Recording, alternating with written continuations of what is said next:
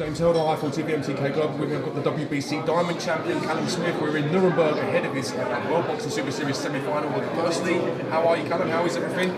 I'm good, very good. I've had a good camp, been here since Monday, and it's a nice place. And just been chilling out all week, looking forward to Saturday. It's getting a little bit press conference today, so it's time to switch on and get in fighting mode. It's been documented that Jurgen Braehmer is not going to be taking place in the World Boxing Super Series semi-final. From your point of view, did you have any idea that he wasn't going to be taking part in this semi? No, not at all, because it's no secret it's a big tournament. Financially, it was big for him, and it was a big opportunity for both of us. The winner goes and fights for a world title, so I didn't think there'd be any.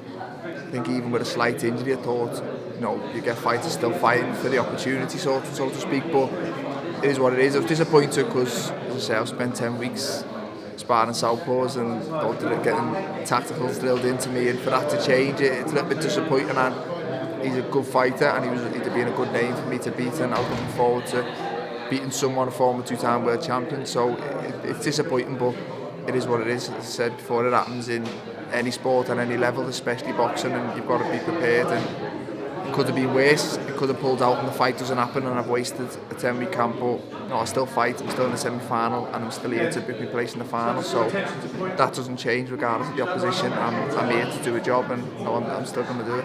These things happen. Show must go on, so to speak. Yeah. What can you tell me about Nieky Holzken? How much do you know about him? What have you seen of him thus far?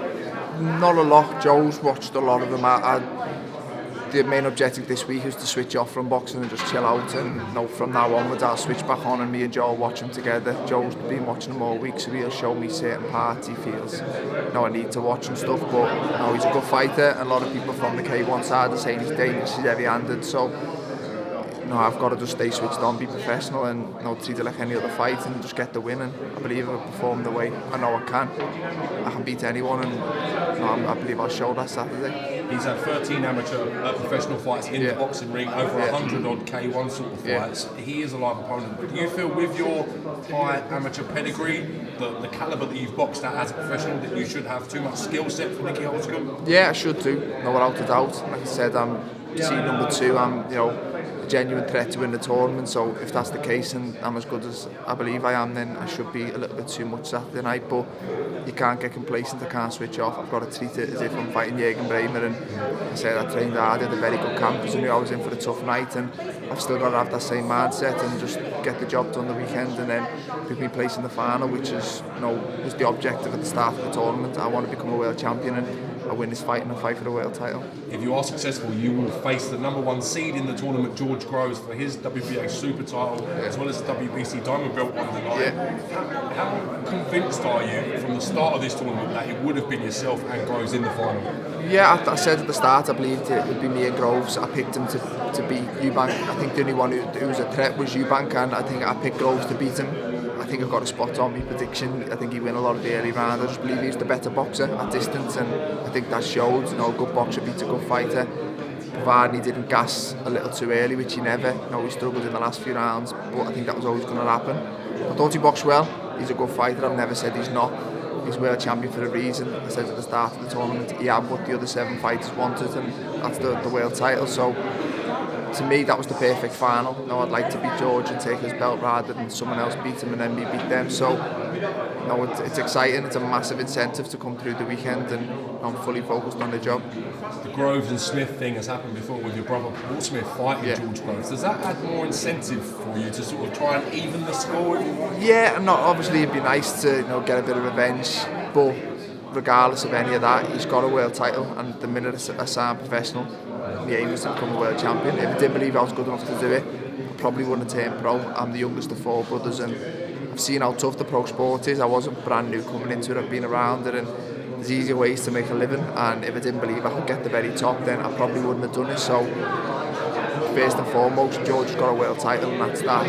The other little bits, the history, that'll probably make it a little bit sweeter if the fight does happen and I get the win. But first and foremost, the aim is to become a world champion. It's something I've dreamed of since I was a kid, and I want to win away from challenging for one.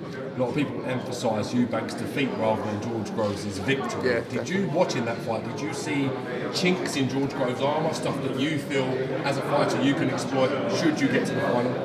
Yeah, but I thought he boxed well, George, but I don't think he showed us anything good that I didn't already know and anything bad that I didn't already know. It was a George good performance. He boxed well, he's got a very good jab, he's very heavy-handed with his right hand, he's got vulnerabilities, he can be hit and he gasses late on. It was a typical George Grove performance, but I do think he boxed well, and I think people are reading too much into Eubank underperforming rather than Groves got his tactics right, and he won, he was the better man on the night, and you know, you've got to take your hat off to him and give him credit.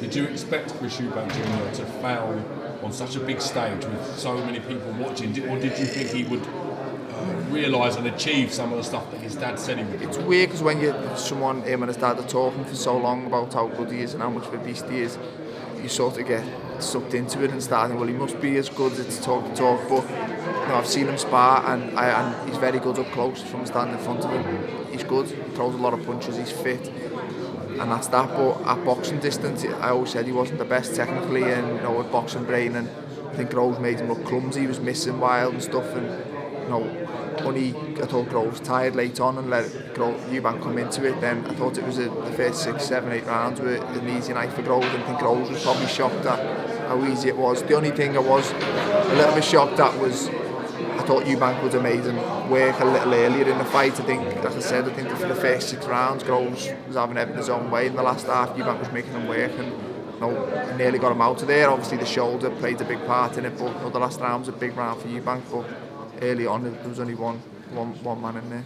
Do you think the vultures will be circling at 168 now to get in the ring with Chris Eubank Jr, with Groves having exposed the so-called frailties in his style and ability? Yeah, possibly, but he's also took away, you know, if someone goes and beats Chris Eubank next, do they get any credit for it? Probably not, because George Groves has already done this, so it sort of takes that. So he might be a hard man, you know, to get a fight now. He might struggle at 168 because, like I said, it's high risk, no rewards. Do you think he should go down to 160 in your opinion? Yeah, in my opinion, no. If all the videos from getting weighed before Christmas and I think he was 11-10 or something, if all that's true, then he's not a super middleweight. He's think he could make 154? I don't know, because he is thick set and he'd be a really big 154, but definitely 160. I do believe that. I understand there's probably less opportunities there with Golovkin holding all the belts and Billy Joe, and I think after last week's performance it shows a fit Billy Joe probably beat him again just using his boxing ability, but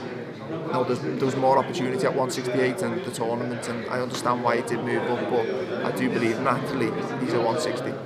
Give me your prediction for the fight on Saturday. I know you've trained for a southpaw, you're in with an orthodox fighter, but I'm still going to put you on the spot. How do you see the fight ending? Just a win. No, that's first and foremost what I'm here for, but no, I believe I'll look good. I believe it's a big opportunity for me.